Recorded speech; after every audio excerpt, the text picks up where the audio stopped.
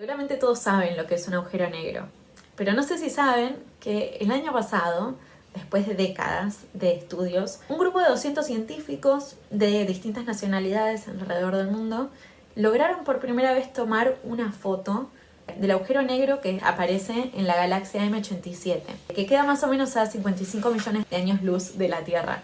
Tomar esta foto fue posible gracias a que los científicos lograron captar lo que se llama el horizonte de sucesos, que es el punto de no retorno más allá del cual la extrema fuerza de gravedad del agujero negro no permite que se escape la luz. Gracias a esto, el horizonte de sucesos hace que se vuelva visible esa oscuridad central que de otra forma hubiese sido inaccesible. De hecho, sigue siendo inaccesible, pero al menos podemos saber que está ahí y que existe. Esta figura particularmente me interesa porque considero que de esta misma forma funcionan las situaciones de violencia extrema contra las mujeres en la novela Cometierra de Dolores Reyes. Para los que no la conocen, esta es una novela que salió el año pasado acá en Argentina, una autora argentina también, y la novela particularmente problematiza la representación de situaciones de extrema violencia contra las mujeres, especialmente situaciones de femicidios y situaciones de encierros o cautiverios. En esta novela, los femicidios constituyen lo que yo considero agujeros negros. Son zonas de oscuridad total en la narración, zonas a las que nosotros, en tanto lectores y lectoras, no podemos acceder. Sin embargo, esas oscuridades, esos núcleos duros, opacos, se hacen cognoscibles, accesibles para nosotros en tanto lectores, a partir de otros procedimientos narrativos que dan cuenta de ellos, que los evidencian. Nosotros nunca somos capaces de saber quiénes mataron a esas mujeres, cómo lo hicieron. No se nos dice explícitamente cómo sucedió. Vemos a lo largo de la novela que las historias de violencia se suceden unas a otras y eso es algo característico del barrio al que pertenece la protagonista, que se llama, igual que el título de la novela, se llama Cometierra. La protagonista tiene una capacidad fantástica, diríamos, de ingerir tierra y a través de esa ingesta de tierra ella es capaz de acceder a las vivencias y a las experiencias de gente que murió y que estuvo en contacto con esa tierra que ella ingiere. Gracias a ese poder que ella tiene, ella es capaz de acceder a esa experiencia opaca a la que nosotros en tanto lectores no podemos. Particularmente a la hora de trabajar esta novela me interesa la teoría que tiene Rita Segato en torno a los estados paralelos.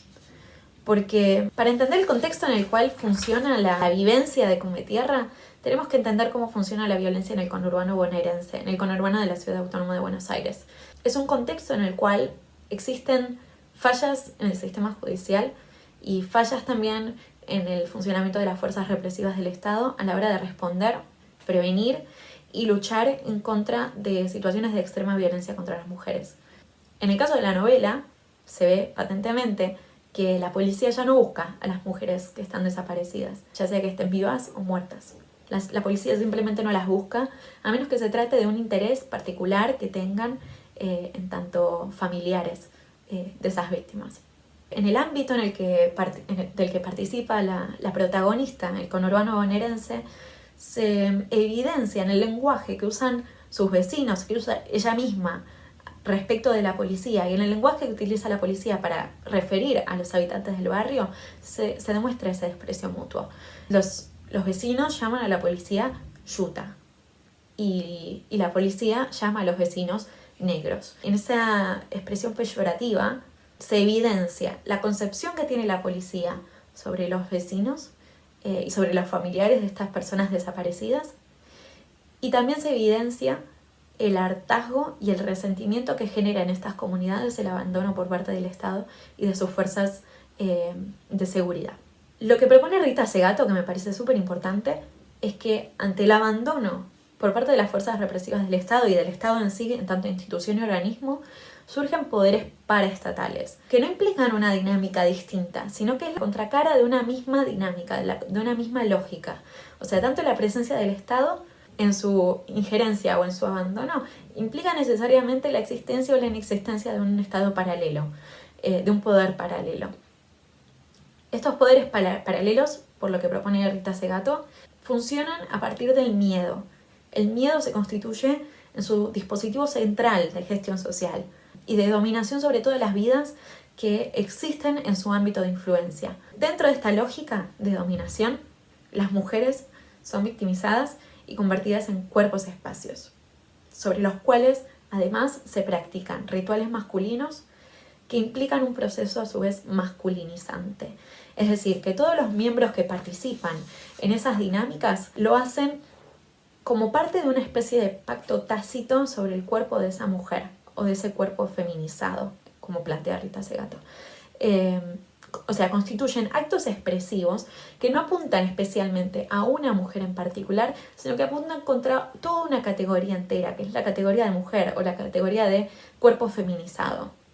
Y ese rito, a partir del cual todos estos miembros de un grupo, de una pandilla, o incluso en tanto miembro social, todos esos actores forman una especie de cohesión grupal en el cuerpo de la víctima. Y ese pacto tiene que reactualizarse, reconfirmarse con cierta regularidad. Y eso también da cuenta de la insistencia de estos hechos de violencia a lo largo de la historia de Cometierra y también en nuestras sociedades. En la novela particularmente, este acto de extrema violencia se ve en el caso de la señorita Ana, que era su maestra del colegio. Cometierra, acá les pongo la cita, ve una vez tragando tierra de un sueño que tiene con ella, los momentos previos de la muerte, del asesinato de la señorita Ana. Escucha las risas, ve que todo se llena de sombra, ve cómo la arrastran, cómo le sacan la ropa. Sin embargo, ella no es capaz de continuar con el testimonio en ese punto. Ella puede ver el ritual previo al momento de muerte, pero no continúa, no lo narra, no narra todo lo que sigue. Acá también tenemos otro ejemplo que les traigo, que le pasa a la protagonista misma. Y ahí se plantea particularmente el juego, el cuerpo como un elemento de juego en ese rito, en este caso a partir de la cabeza. O sea, implica una participación de las pandillas en el ejercicio del miedo y el dominio por sobre los cuerpos de las mujeres. Terminan siendo convertidos en espacios en los cuales se juega la masculinización y la comunión de un grupo. Esto en primer lugar en tanto Rita Segato. Después también me parece muy, muy interesante pensar no solamente el dominio sobre los cuerpos, sino también el dominio sobre los muertos. Porque si fuera solamente en tanto sujetos vivos, el poder de las pandillas terminaría simplemente con el asesinato. Y no es así.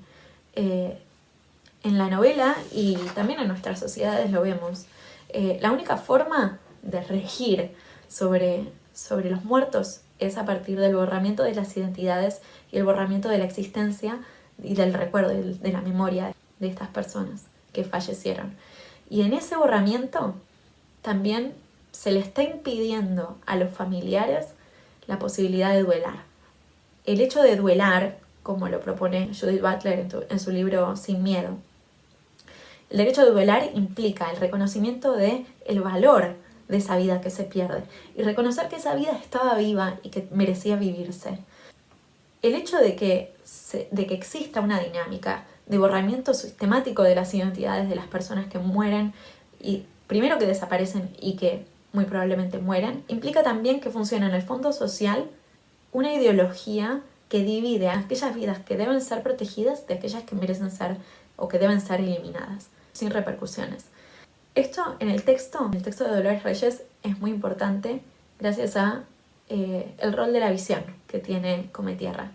Cometierra es capaz de poner en su cuerpo, de que su cuerpo sirva también como un espacio expresivo, pero en este caso es un territorio de comunión entre todas las voces de las mujeres que fallecieron.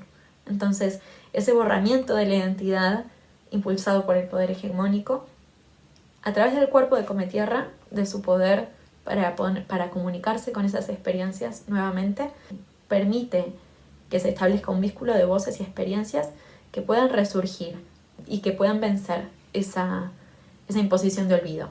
Vemos en Cometierra muchas veces que testimoniar es incluso una necesidad corporal.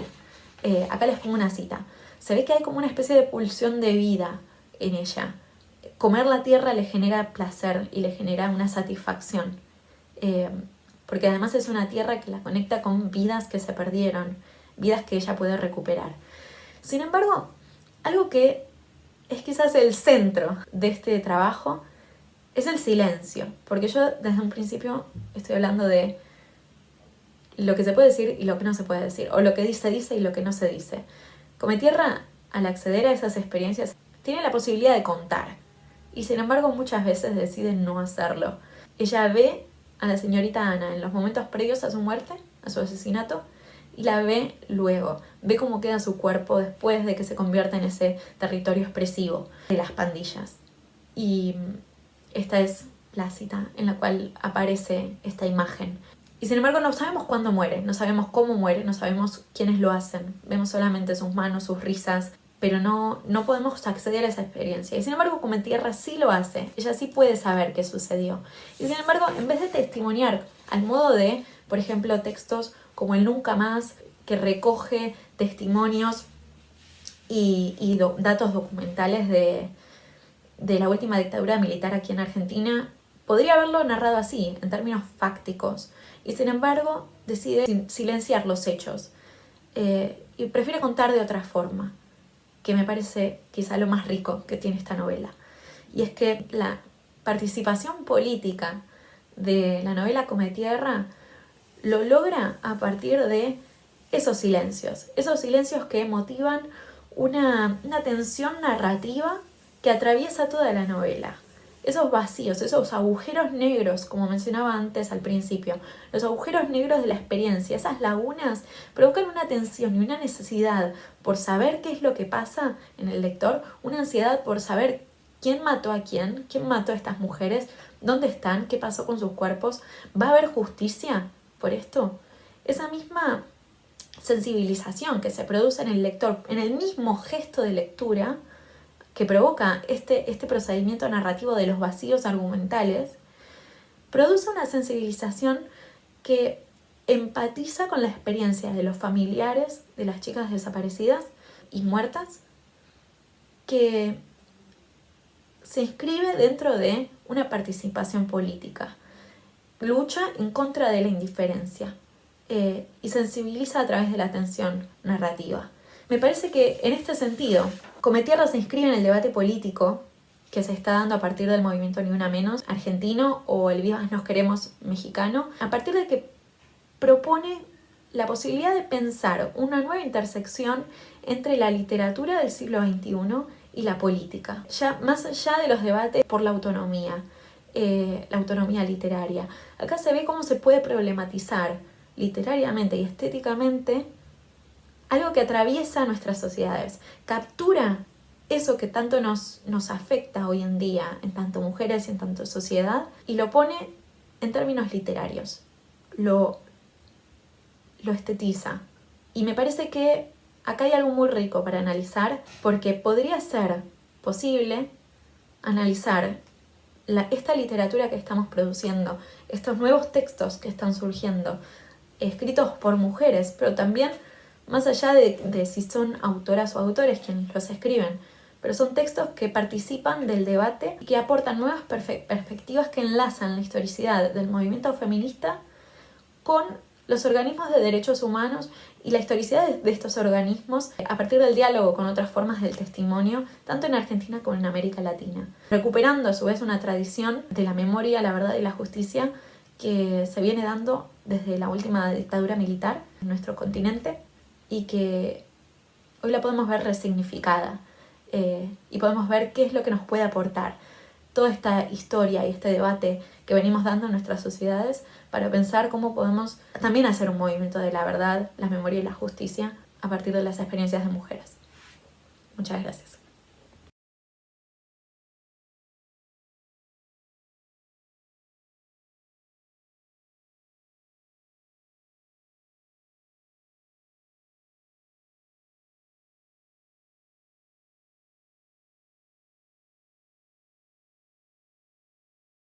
Antes que nada, quiero enviar un saludo a quienes participan en este congreso, tanto a ponentes como oyentes. Agradezco al comité organizador del congreso Espacio, Tiempo y Cuerpos, Geopolítica Propositiva para Nuestra América por incluir mi ponencia. El presente trabajo, titulado Espacio, Ideología y Violencia en la Perra de Pilar Quintana, una lectura desde los afectos, busca proponer un análisis de la novela colombiana La Perra, publicada en 2017, escrita por la autora caleña Pilar Quintana, desde algunas ideas establecidas por Fredric Jameson en Documentos de Cultura, Documentos de Barbarie. Además, intentará acoplar dicho horizonte interpretativo con dos lecturas cruzadas de Mikhail Bakhtin, Gilles Deleuze y Félix Guattari para complementar y enriquecer el esquema jamesoniano. En Mil Mesetas, Deleuze y Guattari establecen una serie de diferencias entre la novela corta y el cuento. Para lo que deseo analizar me interesa rescatar tres características de la novela corta. La primera es el hecho de que responde siempre a la pregunta ¿qué ha sucedido? La segunda es que está vinculada con un secreto y por último que, cito, pone en escena posturas del cuerpo y del espíritu que son como pliegues o envolturas. Fin de cita. En este primer momento, estos tres conceptos me servirán para referenciar el texto en su base y realizar así el primer nivel de interpretación propuesto por Jameson, el literal. La perra es la historia de Damaris y la relación que ella construye a lo largo de la novela con Shirley, una perra que recoge y adopta aún siendo cachorra. El relato se va abriendo y va mostrando diversos estratos en donde se conoce el pasado de Damaris y su relación con el entorno. Los recuerdos tienen un peso significativo en tanto construcción de la psicología y de su propio destino. Tanto pasado como presente y futuro son pura pulsión de muerte, y eso lo podemos identificar con indicios que nos da la obra desde su inicio. La perra de Doña Elodia, muerta, aparentemente envenenada, el recuerdo de la muerte de Nicolásito, la misteriosa muerte del señor Gene, etc.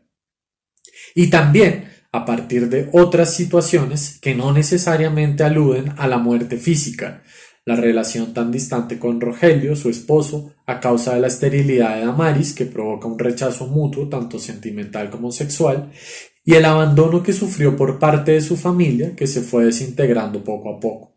Esos indicios son los que alimentan el secreto que guarda esta historia, el final. Damaris mata a la perra sin una aparente justificación y abandona el cadáver en medio de la selva a merced de los gallinazos. Pero es en esa misma violentación de Damaris hacia la perra en donde evidenciamos, y cito de nuevo a Deleuze y Guattari, esos estados en los que el cuerpo es sorprendido cuando algo acaba de pasar. Fin de cita, puesto que no mide las consecuencias de sus actos. Quiere hacer sufrir a la perra por no haber sido la perra hija que ella esperaba que fuera, por escaparse, y al final esa energía se consume en asfixiarla y quitarle la vida. La marca le queda en las manos como una culpa que no se puede quitar. Una posibilidad de lectura de la perra es aquella en la que se devela el tema de la maternidad y la manera en la que esto determina cómo Damaris se relaciona con los otros. Damaris no tiene una madre y al intentar llenar ese vacío decide serlo, pero no logra quedar embarazada, no importan los tratamientos y los rezos. Ella es incapaz de concebir un hijo. Por eso, la perra es la única forma en la que ella puede contemplar el hecho de ser madre, de cuidar a otro que es más pequeño. Y si se vuelve al texto, se puede percibir cómo la relación entre Damaris y la perra tiene todos los elementos que una madre convive con su hijo. Apenas lo recoge, la guarda entre sus senos, la lleva a la casa para darle de comer. La perra no lame, no come, así que remoja un pan en leche hasta que la perra lo termina por completo.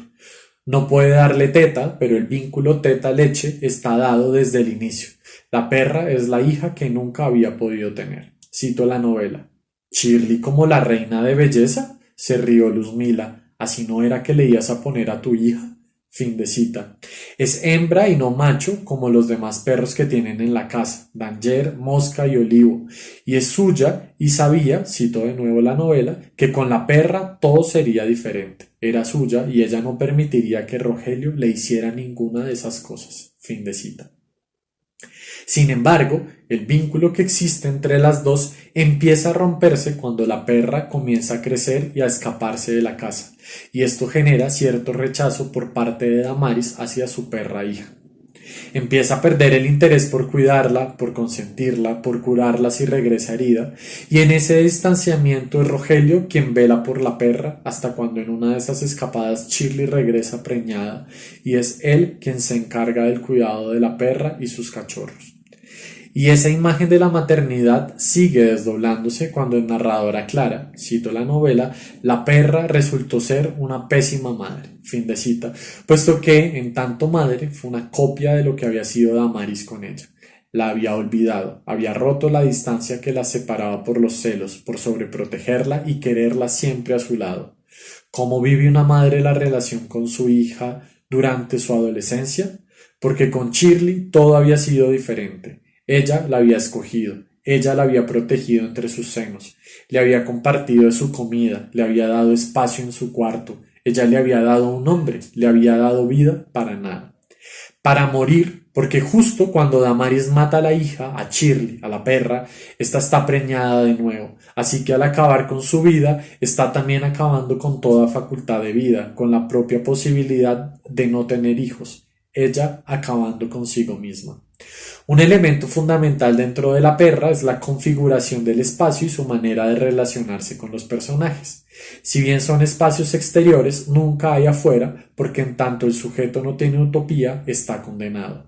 Con esto quiero decir que solo hay espacios cerrados. Damaris no tiene destino, está predestinada a su esterilidad, a no engendrar una vida, pero también al ser una perra, a ser una mala ama, una mala madre. Cada espacio es un retazo del pasado que la limita y la encierra más y crea una frontera entre el pasado y el presente que afecta a un futuro.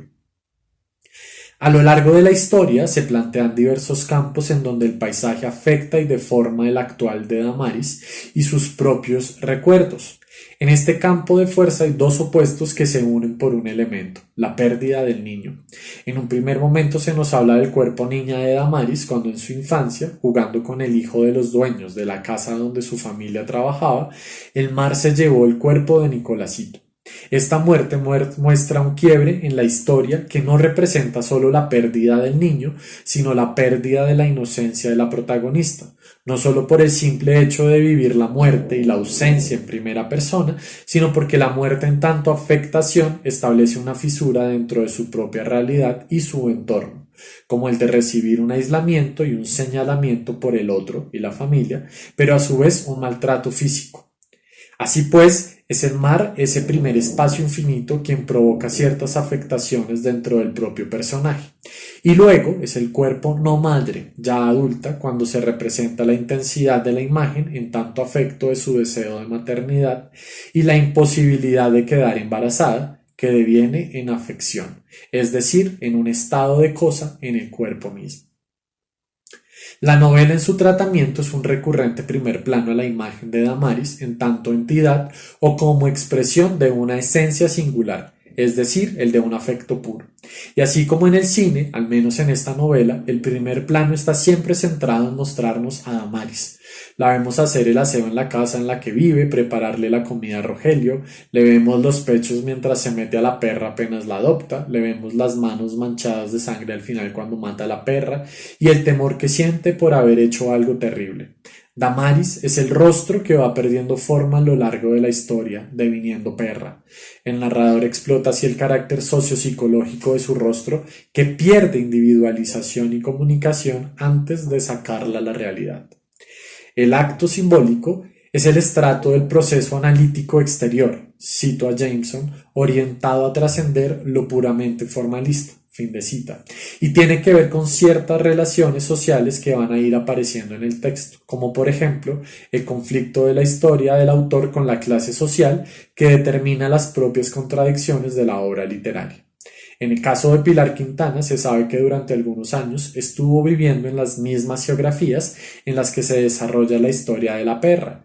Sin embargo, algo que se destaca en esta primera bordura es el hecho de que sea una mujer la que escribe este texto. Cito a Jameson.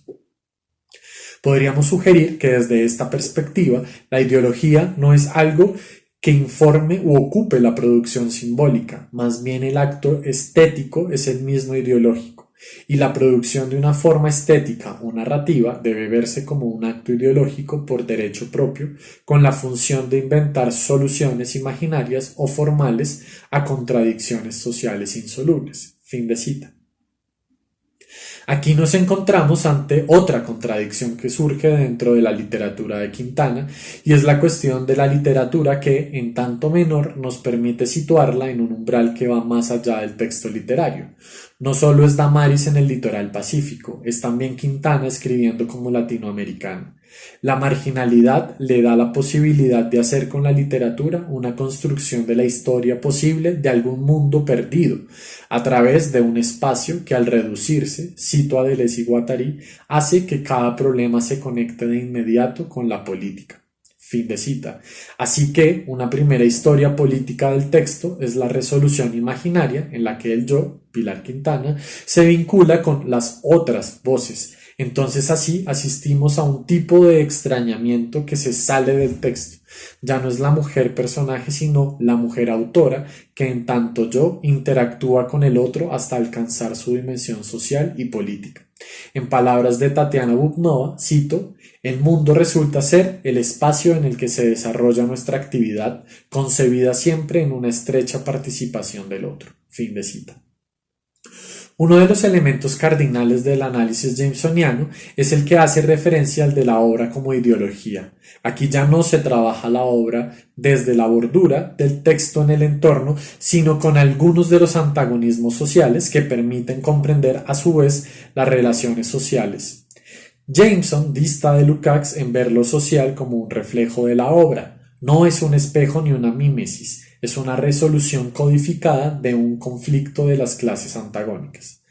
Al interior de la novela de Quintana podemos identificar diversas tensiones entre las clases sociales que determinan ciertos antagonismos que pueden o no resolverse a lo largo de la historia, como primero, antagonismos de clase y étnicos, ricos, pobres, capitalino, periférico, blanco, negro, se manifiesta desde el inicio de la novela entre el encuentro de Damaris y su familia con los reyes, los padres de Nicolásito.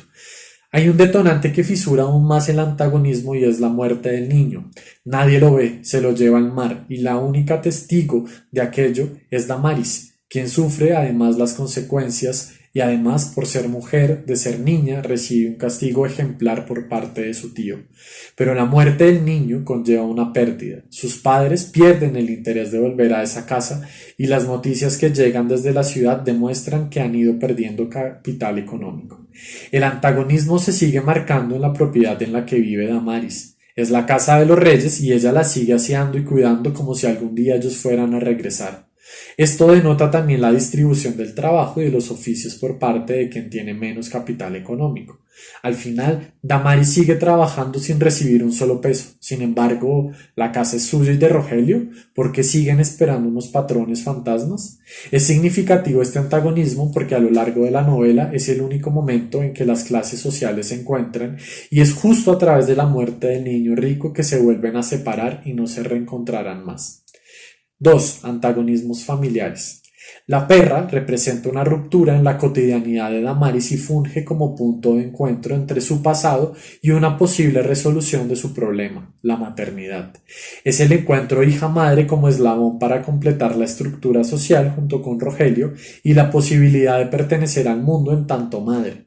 Sin embargo, hay que tener en cuenta la no aceptación de Damaris dentro del entorno social del litoral en su rol de mujer, mayor de 40 y que al no poder concebir es desvalorizada por no ser capaz de engendrar vida.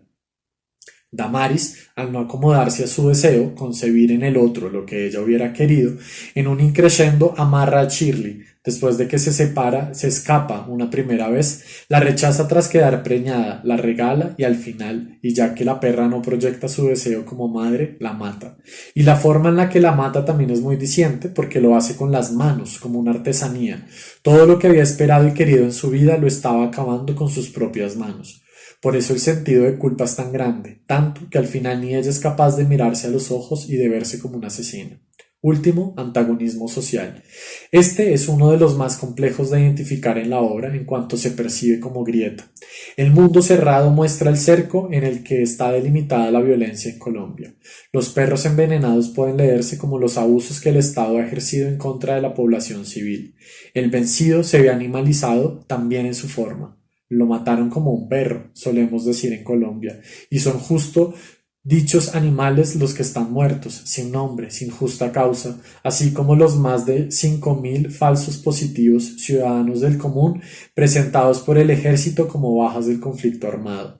Es curioso ver cómo los antagonismos que se perciben al interior de las obras son justamente los mismos elementos que hacen que el mundo sea cerrado. Damaris no quiere que Shirley salga por miedo a que la envenenen, pero al matarla ella misma se encierra ya no solo en su casa, sino en su propia culpabilidad. Ella queda cercada en sí misma. Dicen Deleuze y Guattari que, abro cita, estamos hechos de líneas, cierro cita. Las líneas de la vida se vinculan al texto y en potencia crean las historias. Esas líneas se pliegan sobre sí y forman los rostros que percibimos en los textos, los planos y las atmósferas donde se desarrollan. Cada quien sigue su línea, así como el crítico hace cuando se aproxima a alguien cualquier texto. Lee entre líneas, sigue la línea y evidencia la fisura que crea en cada uno de los textos. La teoría podría ser entonces ese espacio doble en el que puedo ver al otro que también me ve a mí en el entramado de las líneas que siguen cruzando. Muchas gracias.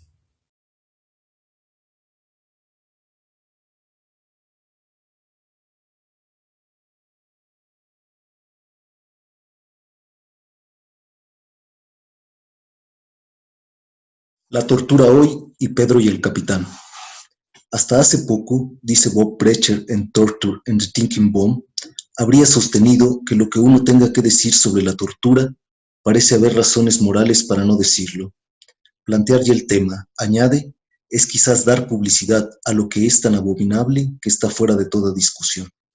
Algo similar recuerda Slavoj Žižek cuando, en Bienvenidos al desierto de lo real, escribe: en cierto modo, artículos como los de Alter, que no defienden la tortura sin más, sino que se limitan a introducirla como un tema legítimo de debate, son más peligrosos, si cabe, que un respaldo explícito a la tortura. No obstante, si a pesar de este peligro Brecher y Žižek escriben sobre ella, es porque el presente lo exige.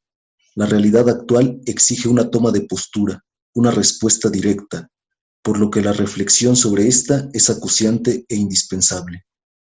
Cierto, como apunta Donatella Di Cesare, esto no significa de antemano tener que mover un milímetro el tajante no a la tortura. Que se acepte discutir su función y su estatuto, sus presupuestos y sus efectos, no significa predisponerse a admitir en un futuro un buen argumento que la justifique. El no firme a la tortura precede a toda discusión. Pero vayamos con calma. En 1874, recuerda Edward Peters, Víctor Hugo pudo anunciar que la tortura había dejado de existir para siempre. Había quedado claro, de una vez por todas, que torturar siempre está mal, sin importar las circunstancias, el motivo o el lugar. Se inscribía categóricamente en la historia, en el camino de la civilización, el mandamiento de la praxis política: no torturarás. Sin embargo, si es que en realidad la tortura dejó de existir en algún momento, lo hizo solo durante unos pocos decenios en el siglo XIX. Ya en el siglo XX, la tortura tiene un papel bastante protagónico en la historia. Está presente en los lagers de los regímenes totalitarios, en las dictaduras, muchas de ellas latinoamericanas, en las colonias y sí, también en las democracias. El descubrimiento de Argelia, recuerda Peters, completó una lección que finalmente tuvo que ser aprendida por el mundo a fines del siglo XX. La tortura no había muerto con las reformas legislativas y judiciales de la Ilustración, ni era exclusivamente la práctica excéntrica de gobiernos trastornados y psicóticos. Así pues, lo cierto es que la tortura ha permanecido como un cáncer silencioso que resurge y se propaga cada vez más a lo largo y ancho del planeta. Un cáncer es justo como la llama Pierre Vidal-Naquet en su importante obra Torture, Cancer of Democracy, sugiriendo, además, que el cáncer es también la indiferencia que se tiene hacia ella. ¿Qué ha pasado, pues? No podemos negar que el siglo de las luces dejó en herencia las reformas que proscriben la tortura y confió a la ley y la profesión jurídica la tarea de no volverle a permitir hacer acto de presencia. Allende, a través de filósofos como Berry, Voltaire y Beccaria, dejó una profunda conciencia de lo abominable, injusto y peligroso que resulta la tortura. Tan es así que hasta hace no mucho el tajante rechazo contra esta práctica, al menos en la opinión pública, parecía universal y unánime. El intento de una nueva ilustración tras la Segunda Guerra Mundial, con la Declaración Universal de los Derechos Humanos, más una larga serie de organizaciones y congresos internacionales, han querido continuar con la tarea del siglo de las luces. Nada ha funcionado, nada para la tortura. Al contrario, entre más instituciones internacionales, convenciones, comités u organismos no gubernamentales, más aprende a moverse y a eludir leyes, desafiar definiciones, a hacerse invisible, más sofisticada. Pensemos en métodos como la desorientación espacio-temporal, la privación del sueño, el aislamiento, las cajas de refrigeración, la inmovilización, la violencia sexual, psicológica, el simulacro de ejecución, etc. Se trata de la así llamada tortura blanca, más difícil de rastrear, pero no por ello menos brutal. Se tortura en América y en prácticamente todo el mundo. Se habla de un fenómeno global, de una crisis global y hasta de globalización de la tortura, lo que incluye no solo intercambio, exportación e importación de métodos, medios y experiencias, sino también de prisioneros. Extraordinary rendition se le llama a esta práctica.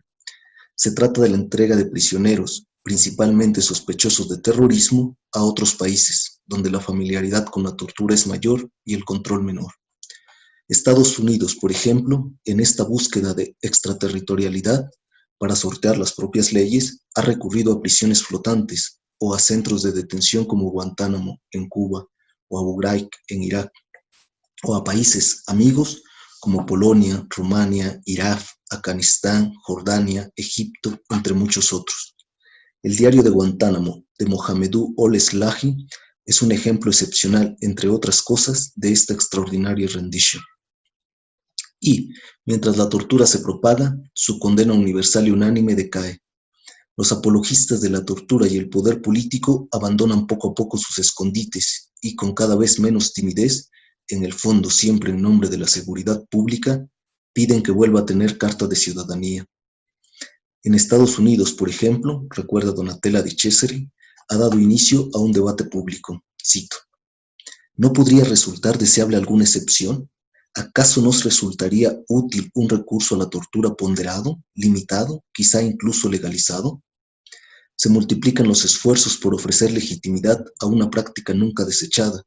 Sus inveterados paladines, dictadores y autócratas, déspotas y demagogos que siguen gobernando en las 4 esquinas del mundo, se complacen por esta grieta repentina, disfrutan de esta insospechada brecha abierta en la democracia. Inseguras y dubitativas, las opiniones públicas vacilan. Es como si el rechazo instintivo ya no bastara. Fin de la cita.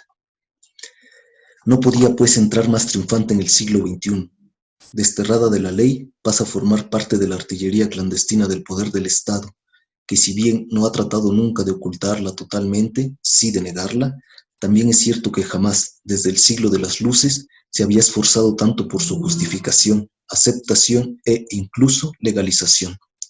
Las consecuencias de esta grieta, de esta brecha abierta por Estados Unidos, son aún incalculables. ¿Tortura el líder del mundo civilizado?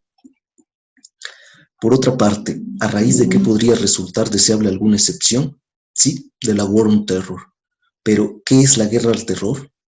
La mañana del martes 11 de septiembre del 2001, 4 vuelos comerciales fueron secuestrados por miembros de Al-Qaeda para ser impactados contra diversos objetivos símbolos de la potencia estadounidense: las Torres Gemelas de Nueva York y el Pentágono, sede del Departamento de Defensa de los Estados Unidos, en Virginia. El 4º avión, cuyo objetivo era el Capitolio de los Estados Unidos, en Washington, falló y se estrelló en campo abierto, en Pensilvania. Estos atentados inauguraron de manera espeluznante el siglo XXI, el nuevo milenio. La reacción fue la declaración de la guerra al terror, dirigida contra las organizaciones terroristas. El 7 de octubre de ese mismo año se pone en marcha la invasión de Afganistán y el desmantelamiento del régimen talibán a través de la operación Enduring Freedom, originalmente llamada Infinite Justice.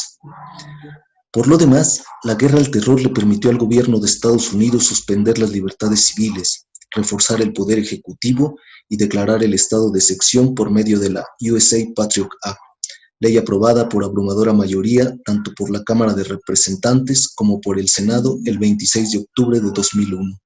Entre otras cosas, escribe De Cesare, la Patriot Act, concebida para prevenir ataques terroristas, concedía poderes extraordinarios a la policía y a los servicios de inteligencia, elevaba el nivel de la vigilancia de las comunicaciones y aumentaba el control de la inmigración mediante el uso de huellas digitales.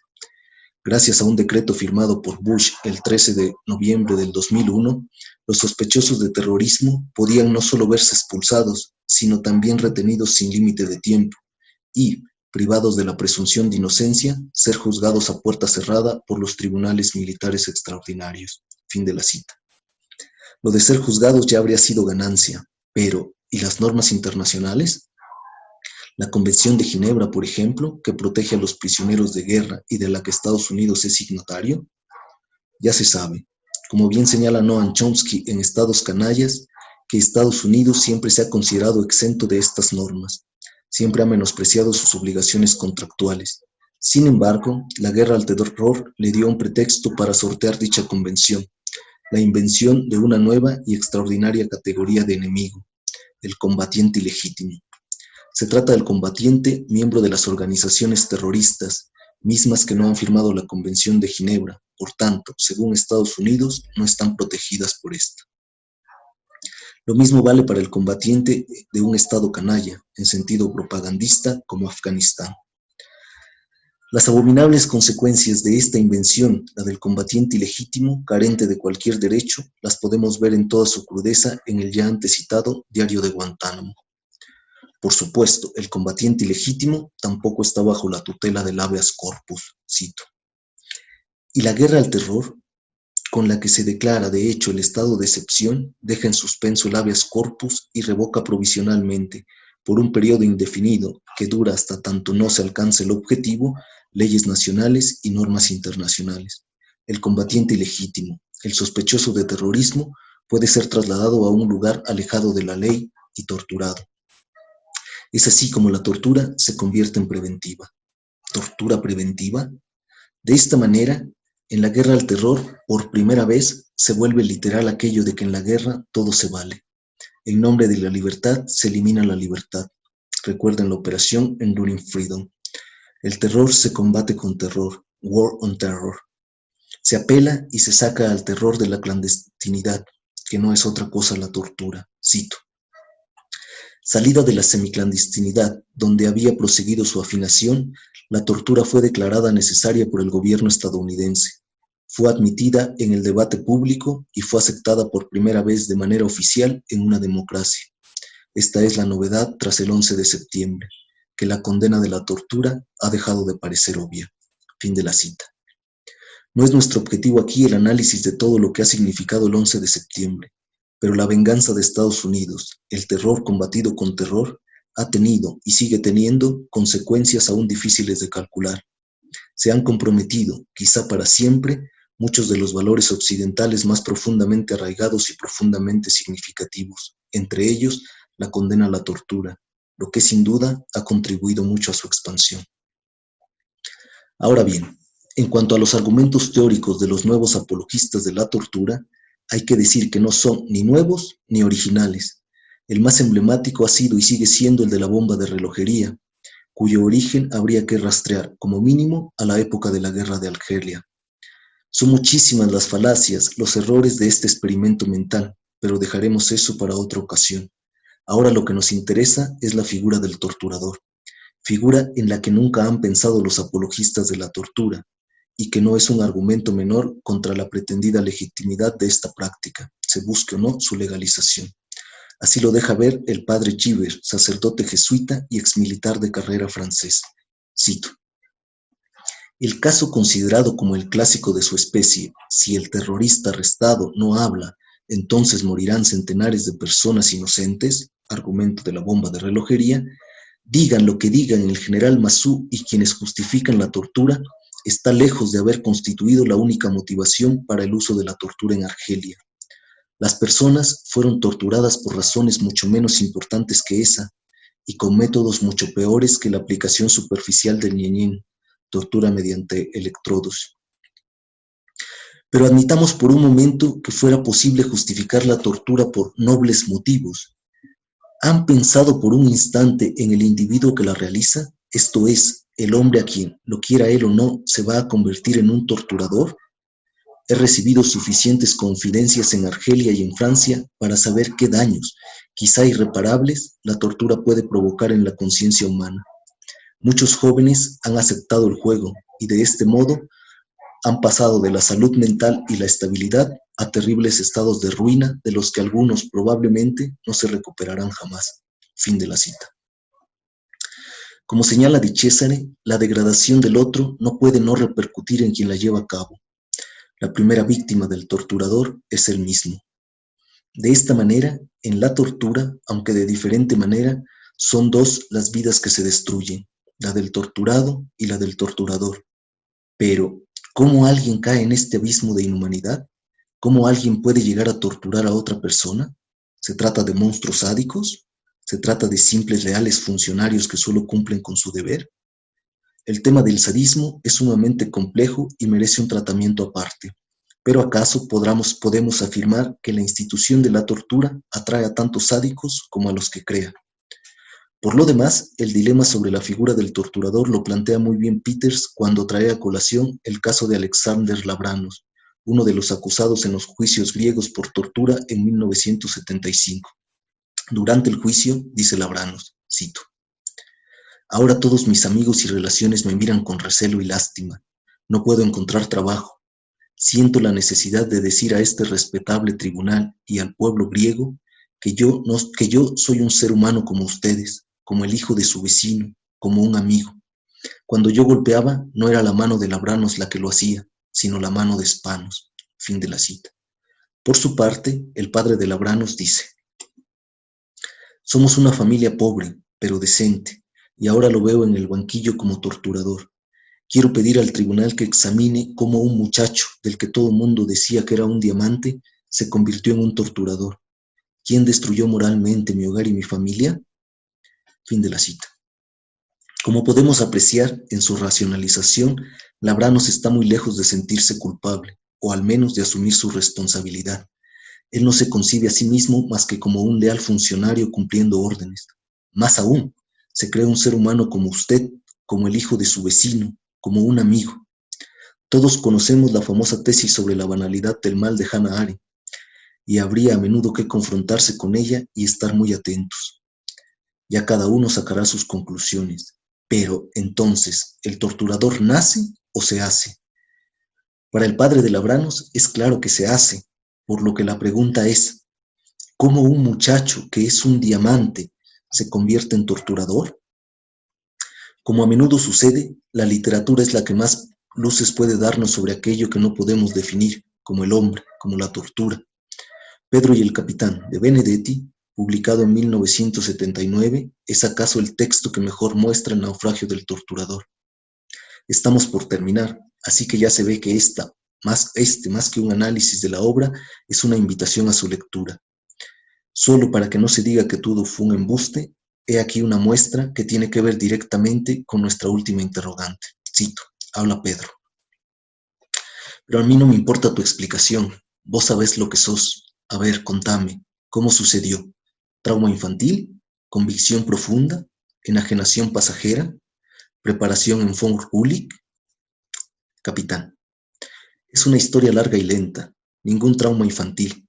No todo lo malo sucede en la vida debido a traumas de infancia. Más bien un pequeño cambio tras otro pequeño cambio. Ninguna convicción profunda, más bien una pequeña tentación tras otra pequeña tentación. Económicas o ideológicas, poco importa. Y todo de a poquito. Es cierto que el último impulso me lo dieron en Fort Bullitt. Ahí me enseñaron con breves y soportables torturitas que sufrí en carne propia dónde residen los puntos sensibles del cuerpo humano. Pero antes me enseñaron a torturar perros y gatos. Antes, siempre hay un antes. Es algo paulatino. No crea que de pronto, como por arte de magia, uno se convierte de buen muchacho en monstruo insensible». Fin de la cita. A esto añade un poco más adelante el capitán, cito: Las primeras torturas son horribles, casi siempre vomitaba, pero la madrugada en que uno deja de vomitar, ahí está perdido, porque 4 o 5 madrugadas después empieza a disfrutar. Fin de la cita. No es pues un argumento menor la de la figura del torturador en contra de la tortura, pero para regresar al inicio y parafraseando a Mellor en Je dénonce la torture, habría que decir que lo criminal no es el intento de legalización de la tortura, sino ya desde antes el intento de justificación moral, la admisión del principio de una tortura legítima de alguna clase. Muchas gracias.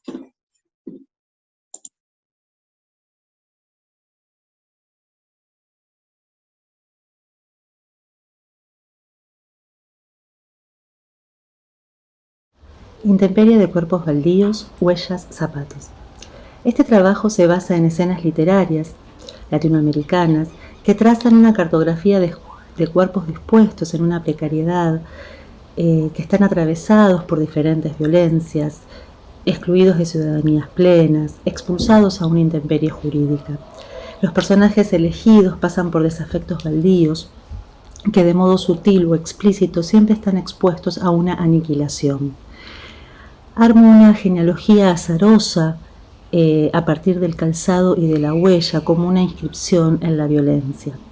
La literatura nos permite desplegar diversos planos y cruces de sentido sobre los zapatos, en este caso, que recobran un significado relevante, que en este caso en particular va a ir más allá de lo que es el zapato como fetiche, como seducción o como moda, para inscribirse en una caligrafía de las violencias, del horror, en un registro del miedo y del exterminio.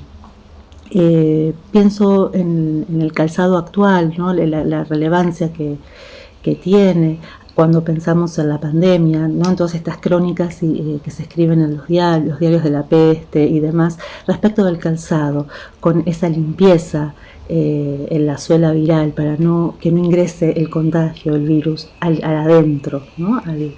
al ámbito privado. También pienso en las huellas, ¿no es cierto? No solo que puede dejar el virus, sino las huellas que quedan de las caravanas de migrantes en la frontera norte y frontera sur mexicanas, de Guatemala, de Honduras, de Venezuela, solo por nombrar algunas.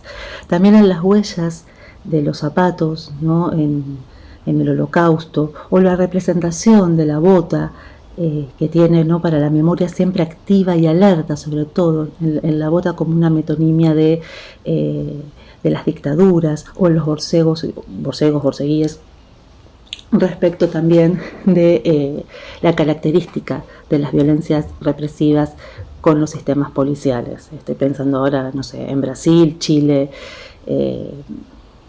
Ecuador, Bolivia, por mencionar también solo algunos de los países latinoamericanos. Cómo eso se refleja en los discursos literarios, en los discursos también de la prensa, en nuestra propia realidad, ¿no? Entonces, cuando pienso en los zapatos literarios, lo primero que se me cruza es la imagen del personaje de Nora García, de Margot Glantz, y esa afición que tiene por el calzado de diseñador, o en las zapatillas de cristal de la Cenicienta, o en el pie de las geishas, ¿no? Que dicen que les amputaban los dedos para que sus pies fueran más pequeños y más estéticos en el calzado. Entonces ahí vemos zapatos apretados de cristal, sangrientos, amenazantes, múltiples tipos de calzados y de huellas, ¿no? Que despiertan otros sentidos. Si hacemos una caminata por la literatura latinoamericana, podemos rastrear esas huellas de calzado que articulan lineamientos que obedecen organizar, en este caso, la locura, la violencia callada pero siempre presente, y una ausencia errante, ¿no? Entonces, botas, championes, sandalias, chanclas, zapatos, diagraman un mapa de la violencia. Voy a comenzar con una escena de la novela Junta Cadáveres del escritor uruguayo Juan Carlos Onetti, escrita en 1964. Dice así: ella tiene un vestido de noche, celeste, que le toca los zapatos brillantes. Enternecido, reconozco su locura en los zapatos de raso, con enormes tacos, sin uso, brillantes, en la comba de las suelas. Esto es algo que dice el personaje de Jorge respecto de Julita, otro personaje protagonista de esta novela, donde el amor siempre va a ir hacia el fracaso, ¿no es cierto? Siempre está destinado todo lo que ocurre en el pueblo de Santa María a terminar en la clandestinidad de esos zapatos. La novela inicia con un tren que llega con Lárseno, junta cadáveres y 3 prostitutas a Santa María, que sería como un equivalente de Comala o del desierto, de un lugar lleno de fantasmas, y termina también con la huida de la ida de estas prostitutas a hilarse en ese tren. Mientras tanto, dice Jorge, levanté la cabeza para verla, para mirarla. Me fui acercando a sus sandalias lustradas y castañas, sin disminuir la sonrisa burlona que solo ella podía haber convertido en llanto. La miré. Apenas se balanceaba y parecía hacerlo por capricho, colgada de una viga, posiblemente con las vértebras rotas. Las sandalias aquí resplandecen del mismo modo que los zapatos de las prostitutas, y se equipara, ¿no?, el significante de la loca y de la puta, el estigma, esos 2 estigmas, tanto en Julia o en Julita infantilizada, como en estas mujeres, respecto de la mirada de Jorge, que dice: vuelvo a mirarla y no la quiero, y es como si la hubiera despreciado siempre, como debe suceder con las putas. Los pasos de Julia ya no dejan huellas porque penden colgados de una viga como en una hamaca.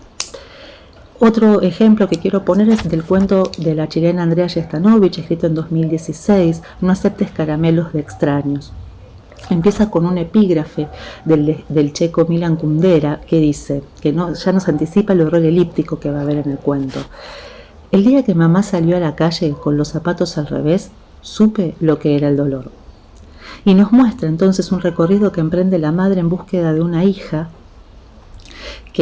a la que busca sobre el río Mapocho, la ciudad de Santiago, y a la que busca también en los cartones de leche, ¿no? Los sachets que tienen una foto que dice: ¿me has visto? Y dice así: en Santiago desaparecen muchos niños cada día. Sin embargo, Antonia no ha dejado huellas. De todas formas, la madre traza líneas imaginarias, itinerarios posibles donde podría encontrar a su hija. Y dice, no hay rastros, ¿no? Igualmente no hay rastros. Cansada ya de buscarla en los andenes de los trenes en la ciudad y demás, lleva los zapatos de su hija a un lustrabotas para que, dice, el azul al menos no desaparezca. Dice: me detuve en tus zapatos junto a la cama. Eran unos bototos azules y viejos con los cordones abiertos, las suelas gastadas. Pese a los 2 números menos, salí a la calle con ellos puestos. Me dolían cada vez que me los sacaba a la noche y me separaba de ellos, ¿no? Cuando se separa del zapato. Tengo la esperanza de hallar una sandalia en el sendero, mientras busca. Otro cuento que me parece importante para hacer este análisis es una joven que viaja de la ciudad del Paso a Juárez para comprarse un uniforme con el que va a trabajar en las maquilas. No tiene dinero, sin embargo, lo único que tiene lo gasta en 2 pesos para su uniforme y en 10 para unas botas tejanas. Así se llama el cuento de 2008 de la escritora mexicana Nadia Villafuerte. No tiene después dinero para volverse, le hace tarde y toma un camión. Mientras tanto, mientras se adormece, mira por la ventana y dice: ellos, los que estaban afuera, siguieron en orden, también yo era parte de esa horda de humanos flotando con indolencia sobre un lento naufragio dinamitado en el paisaje, sin practicar el terrorismo, muriéndonos sin necesidad de ser suicidas.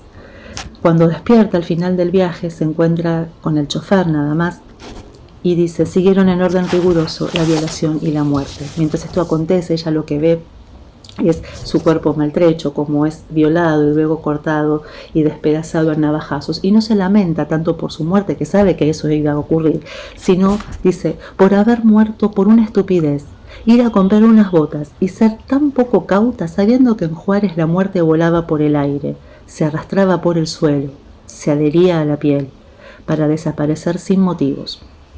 De esta forma, la niña de Santiago, la mujer de Santa María, o la joven de las botas del paso, deambulan entre desiertos monstruosos, salvajes, que hay que atravesar por baldíos corporados diseminados en la intemperie, como cuerpos en tránsito que intentan cruzar una frontera, y como entre limbos o fronteras reales, y como dice Rivera Garza, todos ellos están cruzando, y usa este gerundio, ¿no?, que no cesa, permanente, en ese pasar haciendo camino, o dejando huella, dermis, miembros, trozos de cuerpos, zapatos, pisadas.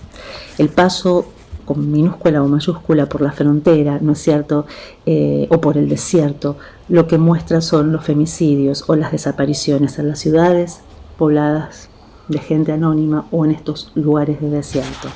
Finaliza el cuento, dice: ya nada tenía importancia, botas, cuerpo. Mañana sería noticia en los diarios, una muertita más, que quedará atorada en los expedientes judiciales. Rojas son las botas de Malena, la protagonista del cuento de la uruguaya Fernanda Trías, en La medida de mi amor, del 2016. Mujer también víctima de violencia por su pareja, quien cada vez que se pelean arroja hacia por el balcón un regalo. En este caso, el último regalo que arroja son unas botas de caña roja, que dice: un vecino las devuelve, sosteniéndola apenas con 2 dedos, como si la locura pudiese contagiarse en ese mínimo contacto. Nuevamente el zapato está relacionado con la locura y la violencia, como en la novela de Onetti. Él siempre la trata de loca, se lleva el dedo a la sien, haciendo un gesto, y le dice que está loca. Lo peor, dice, es que yo me lo creo, ¿no? La protagonista internaliza esa locura. En una escena en la que está escapando y va a un bar, escucha un fragmento de una conversación. Dice: un auto negro casi funerario paró al frente y de él bajaron 3 novias, 2 con vestido blanco y otra con un vestido lila. Lila el vestido, lila la tiara, lila los zapatos forrados de raso. No le deben dar envidia, tampoco le deben dar pena. Sí se dio cuenta de que estaba pensando ¿para qué? ¿Para qué todo?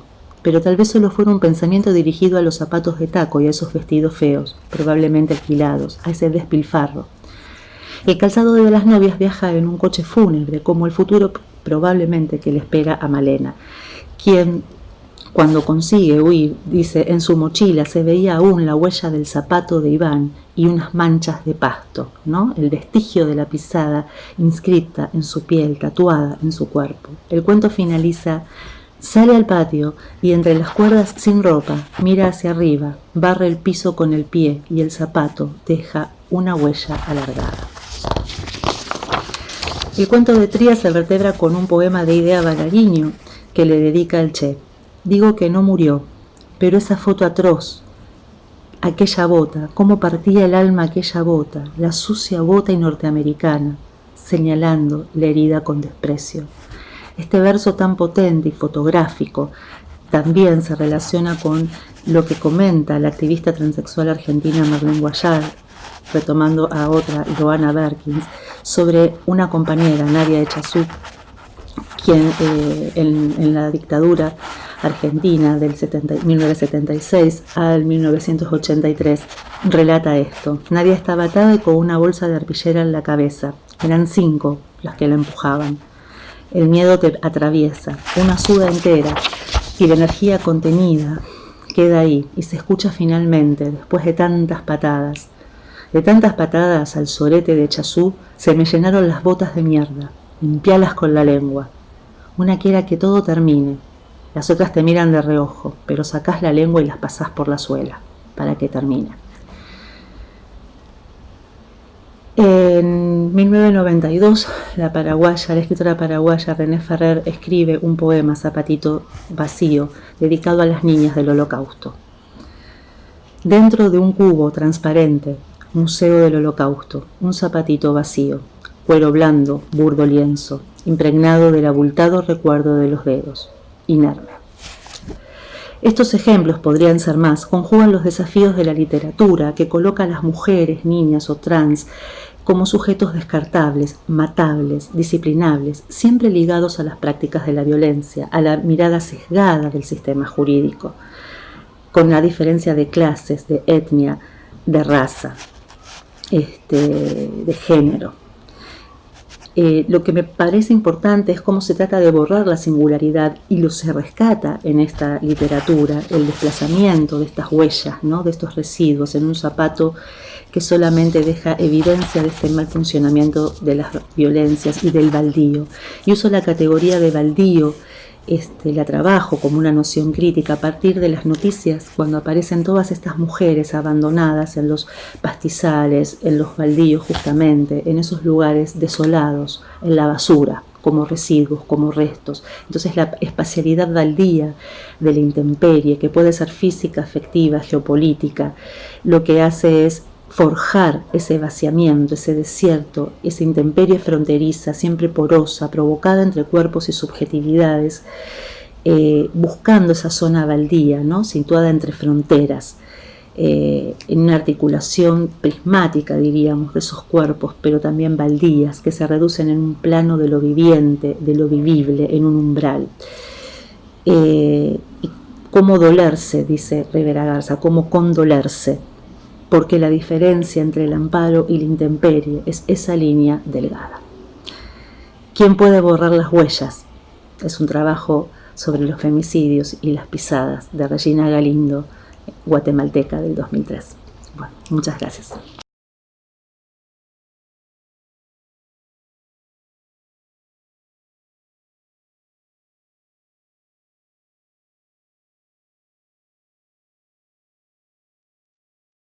Olá, nesse trabalho eu vou fazer uma análise da representação literária da violência doméstica e da violência e da personagem mulher agredida no conto O Homem do Vale, da escritora chilena Marcela Serrano.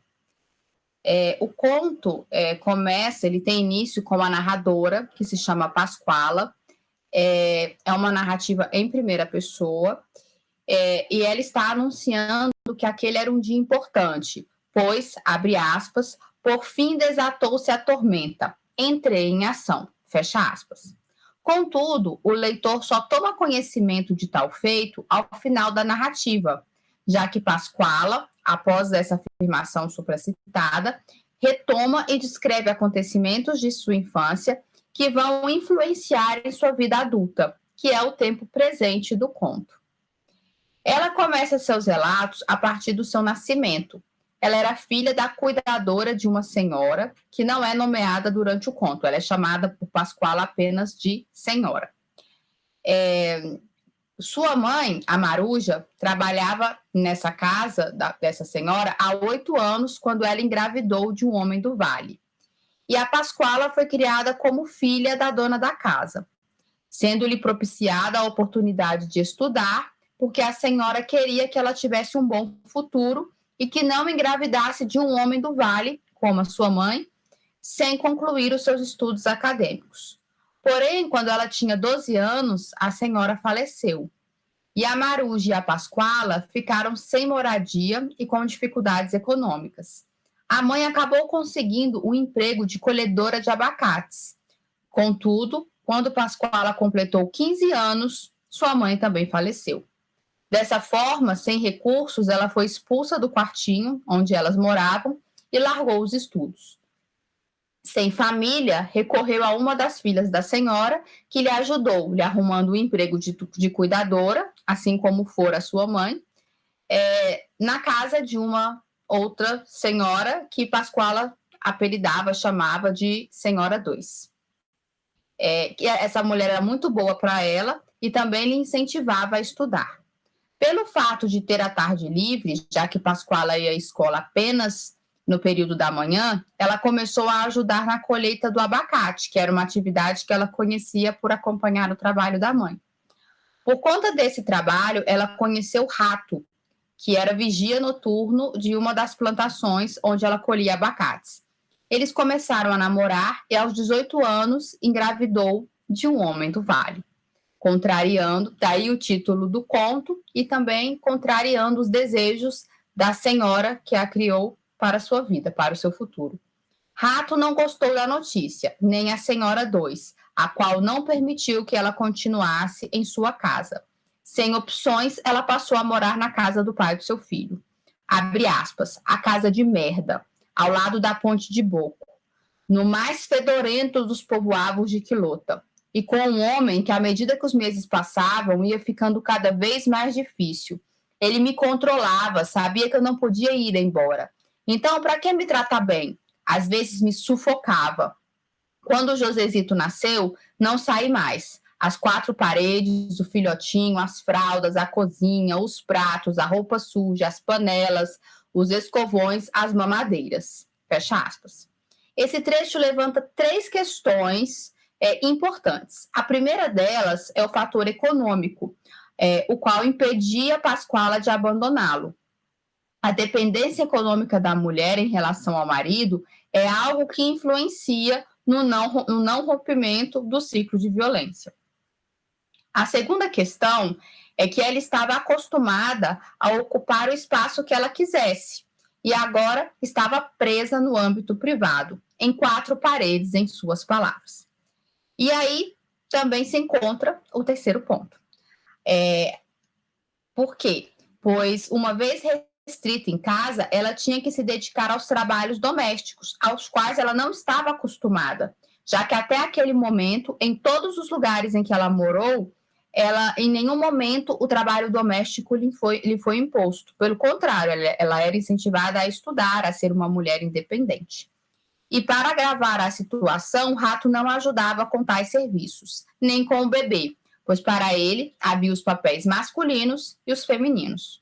Então, mesmo passando o dia todo em casa, pois trabalhava apenas à noite, Rato não a ajudava, já que os afazeres domésticos, para ele, faziam parte do papel feminino. A ele restava o papel de prover, tendo em vista que, abre aspas, no casamento convencional, o controle dos recursos materiais permanecem na mão dos homens, fecha aspas, segundo Miguel Ibiroli. Contudo, a narradora declara que ele não repassava nenhum dinheiro a ela para que ela fosse obrigada a pedir o dinheiro. E causando ali, isso já é um tipo de violência psicológica, visto que se trata de uma conduta de controle, de constrangimento e de humilhação. Nota-se também que o marido tinha uma intenção de diminuir, de anular a mulher. A violência moral, mesmo não deixando marcas, né, externas no corpo, ela pode ser tão destrutiva quanto a violência física. E mesmo ela pedindo dinheiro, ele não dava. E então a primeira agressão física não tardou, porque se deu justamente quando ela pediu dinheiro para comprar alimento para o filho. E ele se negou. Ela gritando, abre aspas, ele era um pão duro de merda, foi uma bofetada só, forte e bem dada, fecha aspas. Ou seja, quando ela levantou a voz, ele viu seu poder ameaçado e partiu para as vias de fato a fim de retomar tal poder simbólico. De acordo com a narradora, a violência física só foi aumentando gradativamente ao longo dos 2 anos que se seguiram. Ela conta que ele lhe dava ordens o dia inteiro, então a opressão também aumentou. A partir desse contexto, é perceptível que uma forma de violência doméstica contra a mulher dificilmente ocorre isoladamente das demais, porque aí a gente tem tanto a violência física quanto a violência psicológica, né, se entrecruzando. As noites de sábado, aquelas que ele tinha livre e costumava passar com ela, se tornaram um pesadelo, pois ele saía e só voltava de madrugada, sempre furioso, gritando, dando ordens. Todavia, é interessante observar que Pascoala não aderia ao silêncio. Pelo contrário, ela sempre respondia mal a Rato e muitas vezes negava a ele o que ele exigia. Ela sempre apanhava, mas não deixava de resistir. Abre aspas, até que um dia eu disse, se você botar a mão em mim, vou te acusar, vou procurar a polícia e você perde o emprego, fecha aspas. Porém, ela revela que ameaçá-lo foi uma má ideia, porque ele bateu muito nela depois dessa ameaça. Antes desse incidente, ela já refletia a respeito da situação de ser uma mulher agredida. E ela pensava em como ela poderia sair dessa situação. Abre aspas. Fiquei tentada em procurar os policiais e fazer uma denúncia, mas me contive ao pensar: o que eu faço depois? Para onde eu vou? Como vou trabalhar? Com o menino nas costas? Nós vamos comer o quê? Fecha aspas. Essas são perguntas muito frequentes das vítimas de agressão, porque, como já explicado, ela dependia economicamente dele e também achava difícil que alguém lhe desse emprego, tendo ela um filho.